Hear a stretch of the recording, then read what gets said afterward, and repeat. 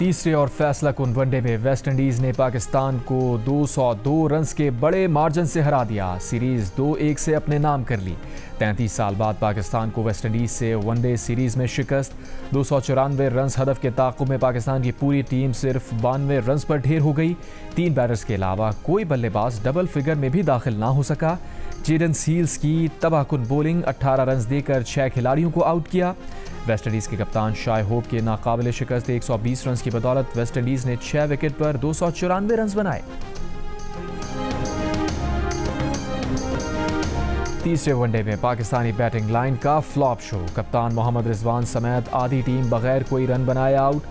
Opener Saim Ayub, Abdullah Shafiq, Mohammad Rizwan, Hasan Ali और अबरार अहमद खाता खोले बगैर ही लौट गए। बाबर आजम ने 9 रन्स बनाए। हुसैन तलत 1 और हसन नवाज 13 रन्स पर हिम्मत हार गए। मोहम्मद नवाज 23 और सलमान अली आगा 30 रन्स बनाकर नुमाया। पाकिस्तान और अमेरिका के दरमियान इस्लामाबाद में इंसदाद दहशतगर्दी मुज़ाकरात। तर्जुमान दफ्तर खारजा के मुताबिक मुज़ाकरात में कलअदम BLA, दाइश खुरासान और TTP से निमटने की ज़रूरत पर जोर दिया गया। अमेरिका ने दुनिया में अमन के लिए पाकिस्तान की कामयाबियों को सराहा। अमरीकी वफ्द का जाफर एक्सप्रेस हमले और खुजदार स्कूल बस धमाके पर इजहार अफसोस। मुज़ाकरात में अक़वाम मुत्तहिदा समेत आलमी फोरम्स पर पाक अमरीका करीबी ताउन जारी रखने के अज़्म का इजहार।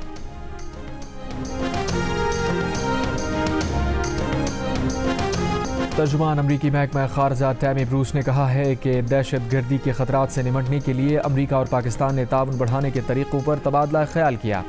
दहशत गर्दी की तमाम अशकाल और मज़ाहिर से निमटने के लिए मुश्तरका अज़म का अदा किया गया। टैमी ब्रूस ने कहा कि पाकिस्तान और भारत के साथ तनाज़े के दौरान हमारा तजुर्बा रहा है। ये जंग खौफनाक शक्ल इख्तियार कर सकती थी। जो कुछ हो रहा था उसकी नौयत को हल करने में सदर, नायब सदर और वज़ीर ख़ारजा हरकत में आए। फ़रीक़ैन को करीब लाकर कुछ पायदार तख्लीक किया। ये काबिल फ़ख्र लम्हा है कि सेक्रेटरी रूबियो, नायब सदर वेंस और सरकर्दा रहनुमा मुमकिन तबाही को रोकने में शामिल थे। दोनों ममालिक के साथ हमारे ताल्लुकात बरकरार और अच्छे हैं। हमारे सफारतकार दोनों ममालिक के लिए पुरअज़्म हैं। ख़ित्ते और दुनिया के लिए अमरीका का इन दोनों ममालिक के साथ काम करना अच्छी खबर है। ये एक ऐसे मुस्तक़बिल को फ़रोग़ देगा जो फ़ायदेमंद हो।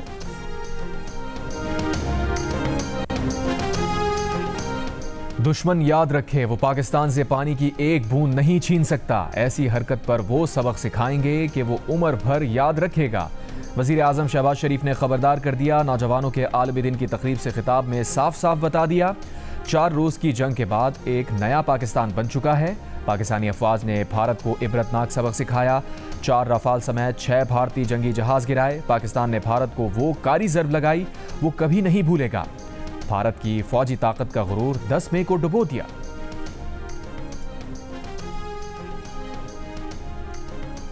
America field marshal Syed Asim Munir को खित्ते में स्ट्रेटेजिक सालिस के तौर पर देख रहा है। मोदी और ट्रंप के दरमियान कशीदगी की इत्तला है। बरतानवी जरीदे की रिपोर्ट में इंकशाफ। रिपोर्ट में कहा गया फील्ड मार्शल के दौरे अमेरिका के बाद पाक अमेरिका ताल्लुकात में गैर मुतवक्के पेशरफ्त हुई। भारत वाइट हाउस में पाकिस्तान की पज़ीराई से नाखुश है। पाकिस्तान ने अमेरिका को बिलखुसूस तवानाई, मादनियात और क्रिप्टो में सरमायाकारी के नए मौक़े दिए।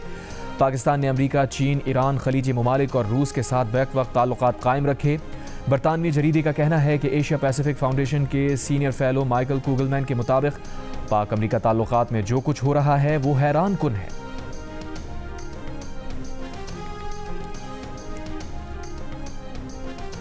हमें फिर फौरी तौर पे NFC को बुलाना चाहिए, नया NFC अवार्ड दिलवाना चाहिए। तमाम सूबों को 18वीं तरमीम के तहत जो उनके मजीद जिम्मेदारियां हैं तो मजीद वसाइल उनको दिलवाना चाहिए। और जो वफाकी हुकूमत की नालायका है, नाकामियां हैं, उनकी अपनी कमजोरियां हैं कि उनका FBR टैक्स जमा नहीं कर सकते, वो अपना बजट्स बना नहीं सकते उस तरीके से, वो बर्डन, वो कसूर तो ना सिंध का, ना बलोचिस्तान का, ना पंजाब का, ना पख्तूनख्वा का, किसी सूबा का अवाम का जिम्मेदारी या कोठाई नहीं है। उसमें 100% इस्लामाबाद में बैठे हुए बाबू का कसूर है। बिलावल भुट्टो ने वफाकी हुकूमत से फौरी तौर पर नेशनल फाइनेंस कमीशन का इजलास बुलाकर नया NFC अवार्ड जारी करने का मुतालबा कर दिया। चेयरमैन पीपल्स पार्टी बिलावल भुट्टो जरदारी ने कहा वफाकी हुकूमत अपनी नाकामियों का बोझ सूबों पर ना डाले। 27वीं तरमीम की सारी बातें हवाई हैं। हुकूमत की जानिब से अब तक उनसे 27वीं तरमीम के लिए राबता नहीं किया गया। 26वीं तरमीम एक तारीखी कामयाबी है। अगर एक जमात को 26वीं तरमीम पर एतराज़ है तो उसकी वजह उनकी अपनी मुश्किलात हैं।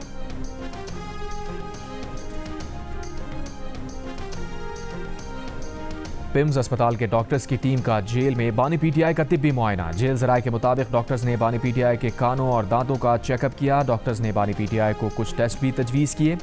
बानी पीटीआई के कानों और दांतों की सफाई भी की गई। डॉक्टर्स ने बानी पीटीआई को मुकम्मल सेहतियाब करार दिया। बानी पीटीआई के तिब्बी मुआयने की रिपोर्ट इस्लामाबाद हाई कोर्ट में जमा होगी। बानी पीटीआई ने दांतों के चेकअप के लिए डॉक्टर आसिम को बुलाने की दरख्वास्त की।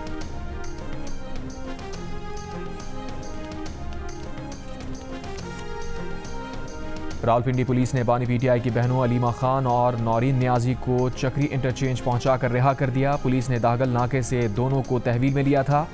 अलीमा खान ने बानी पीटीआई से मुलाकात ना कराए जाने पर अडियाला जेल के करीब दागल नाके पर धरना दे रखा था। इससे पहले पुलिस हुकाम ने अलीमा खान और नौरीन नियाजी से वापस जाने की दरख्वास्त की थी।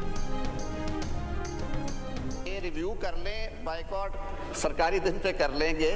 कोई दो दोस्त इधर से, दो हमारी तरफ से, नवीद कमर साहब हैं, हम लोग हैं, तलाल बैठे हुए हैं। जो आप मुनासिब समझे बैठ के बात देखें। मैं बार बार कहता हूं कि सियासत का हुस्न ही बैठ के बात करने में है। आज हमने वॉकआउट किया है, बाइकआउट किया है हाउस का, और इस पे हमारा 1 पॉइंट एजेंडा है। हम मुतालिबा करते हैं, हम कल भी इस तरह करेंगे। अगर आज इमरान खान की बहनों को जो हमारे MNS जाते हैं उसको मुलाकात नहीं करनी दी गई या वकला को मुलाकात नहीं करने दी गई तो हम कल भी असेंबली का बाइकाट करेंगे और बाहर जो है ना हम अवामी असेंबली लगाएंगे।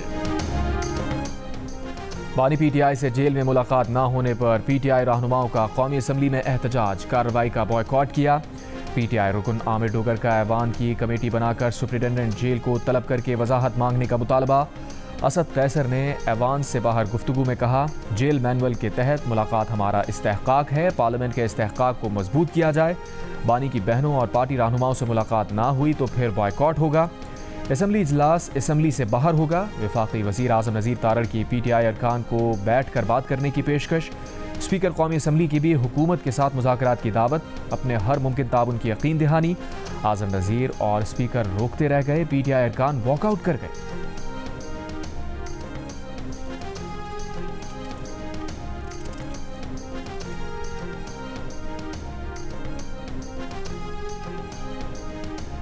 वज़ीर आज़म के सियासी मुशीर राना सना का कहना है कि बानी पीटीआई से मुलाकात और मुज़ाकरात का आपस में कोई ताल्लुक़ नहीं। मुलाकात में कोई रुकावट है तो पीटीआई दोबारा तौहीन अदालत की दरख्वास्त क्यों नहीं करती।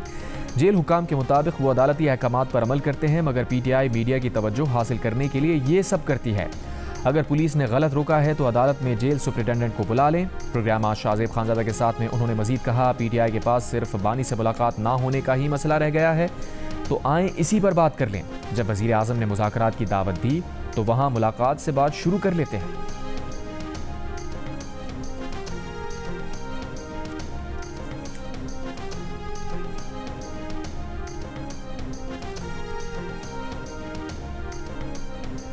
इंसदाद दहशतगर्दी अदालत लाहौर का 9 मई के 2 मुकदमात में महमूद रशीद, एजाज चौधरी, यास्मीन राशिद, उमर सरफराज चीमा की जायदादें जब्त करने का हुक्म। अदालत ने तमाम अफराद को 10-10 साल कैद बामुशक्कत और 6-6 लाख रुपए जुर्माने की सज़ा भी सुनाई। अदालत ने दहशतगर्दी के दिफात के तहत 10-10 जबकि बगावत के दिफात के तहत भी 10-10 बरस कैद की सज़ा का हुक्म दिया। तमाम सज़ाएँ एक साथ शुरू होंगी। जुर्माने की अदम अदायगी पर मुजरिमान को मज़ीद सज़ा भुगतना होगी। थाना शादमान को आग लगाने के केस में आलिया हमजा और सरम जावेद को 5-5 साल कैद की सज़ा। अदालत का शाह महमूद कुरैशी को 9 मई के दोनों मुकदमात में रिहा करने का हुक्म।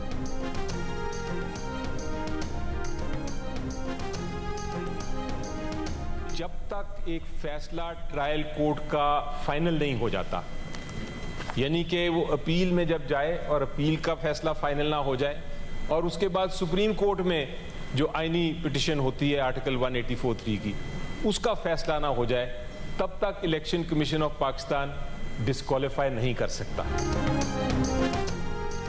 इलेक्शन कमीशन ने हतमी फैसले से पहले ही तहरीक इंसाफ के अरकान को नाअहल कर दिया। तहरीक इंसाफ के अली जफर की सेनेट इजलास में दुहाई, कहा झूठे मुकदमात में सजाएं सुनाई गईं।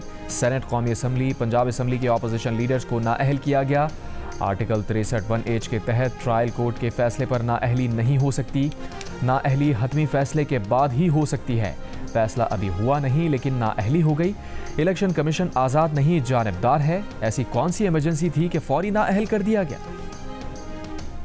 What goes around comes around। लेकिन सर उससे भी तो बचने का एक ही जरिया है ना, उसको दुरुस्त करने का भी तो एक ही तरीका है। और सियासत ने हमें जो असलूब सिखाया वो ये है कि पहले हम एक दूसरे को मजबूत करें, एक दूसरे के साथ बैठें। जब तक अदालत का फैसला मुअत्तल ना हो तब तक नाअहली ख़त्म नहीं होती। वज़ीर क़ानून आज़म नज़ीर तारड़ का अली ज़फ़र को जवाब। सेनेट में खिताब करते हुए कहा, ये मामला अदालत और सज़ा पाने वालों के माबैन है। इन मेंबरान का कानूनी रास्ता अदालतों के पास है, सेनेट में नहीं। कानूनी रास्ता ये है कि उनको सरेंडर करना पड़ेगा। हम उनसे हमदर्दी तो कर सकते हैं लेकिन कानून का रास्ता अलग है। वज़ीर क़ानून ने एक बार फिर कहा कि हमें एक दूसरे के साथ बैठना चाहिए। आज़ादी मनाएंगे, इस अहद के साथ बनाएंगे कि इस पाकिस्तान को हम कायद-ए-आज़म का पाकिस्तान बनाएंगे। इस अहद के साथ बनाएंगे कि ये हकीकी आज़ादी होगी। इस पे हम इमरान खान के साथ इजहारी यकजहती करेंगे। कायद-ए-आज़म की सबसे बड़ी फतह का दिन है, ये पाकिस्तान का दिन है। इसको हम जोश और खरोश से मनाएंगे। अगर कोई आदमी ये कह रहा है कि इस दिन एहतजाज होगा तो वो पार्टी की खिलाफवर्जी कर रहा है। 14 अगस्त को पीटीआई का एहतजाज होगा या नहीं? पीटीआई के रहनुमा और सेनेटर आजम स्वाति ने 14 अगस्त को पीटीआई के एहतजाज का इम्कान मुस्तरद कर दिया। कहा, किसने कहा है 14 अगस्त को एहतजाज होगा? अगर किसी ने 14 अगस्त को एहतजाज का कहा है तो बिल्कुल गलत कहा। 14 अगस्त कायद-ए-आज़म की फतह का दिन है, उस पर एहतजाज नहीं करेंगे। यौम आज़ादी पूरे जोश व जज्बे से मनाएंगे। दूसरी तरफ पीटीआई रहनुमा असद कैसर का कहना है कि जश्न आज़ादी के मौके पर हकीकी आज़ादी जश्न मनाएंगे। कायद-ए-आज़म के पाकिस्तान के लिए जदोजहद जारी रखेंगे।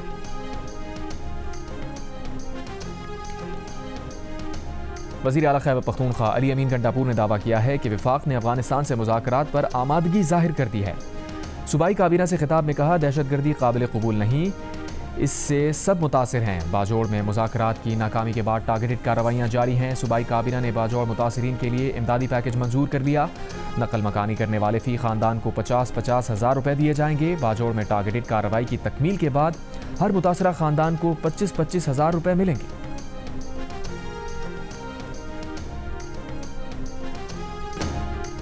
कराची के इलाके कुरंगी क्रॉसिंग पर ट्रेलर की टक्कर से मोटरसाइकिल सवार जाँ बहक शख्स की शनाख्त सुहेल के नाम से हुई। ट्रक ड्राइवर को गिरफ्तार कर लिया गया। सुजानी टाउन में मीर खान गोट में मोटरसाइकिल की टक्कर से 5 साल का बच्चा जाँ बहक, मोटरसाइकिल सवार फरार। कराची साइट एरिया नॉर्थ चौरंगी के करीब मुबैना मुकाबला, मुलजिम हलाक। पुलिस के मुताबिक मुलजिमान शहरी से लूट मार कर रहे थे, पुलिस पहुंच गई। हलाक मुलजिम से पिस्तौल छीना गया, सामान बरामद, साथ ही फरार। कराची क्लिफ्टन में यौम आज़ादी की मुनासबत से तकरीब में शानदार आतिशबाजी। सिंध के वज़रा शर्जील इनाम मेमन, सईद गनी, नासिर हुसैन शाह की शिरकत। नासिर हुसैन शाह ने कहा कि शोहदा की कुर्बानियों से पाकिस्तान का क़याम अमल में आया। शर्जील मेमन ने कहा, पूरे मुल्क में 1 अगस्त से 14 अगस्त तक जश्न मनाया जा रहा है। आज नेशनल स्टेडियम में बड़ी तकरीब होगी। सईद गनी बोले, ये सिंध हुकूमत या पीपल्स पार्टी की नहीं बल्कि पाकिस्तान की तकरीबात हैं।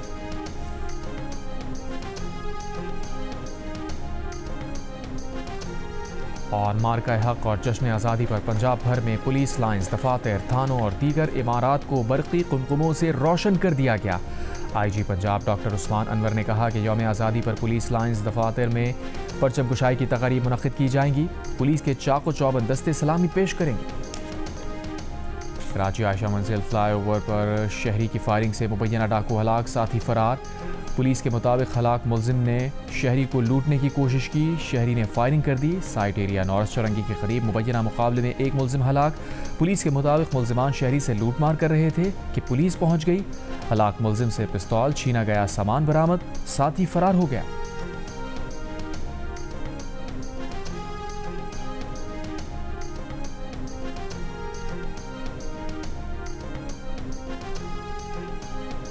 और अमरीकी रियासत टेक्सास में ख़तरनाक मवाद ले जाने वाली ट्रेन पटरी से उतर गई।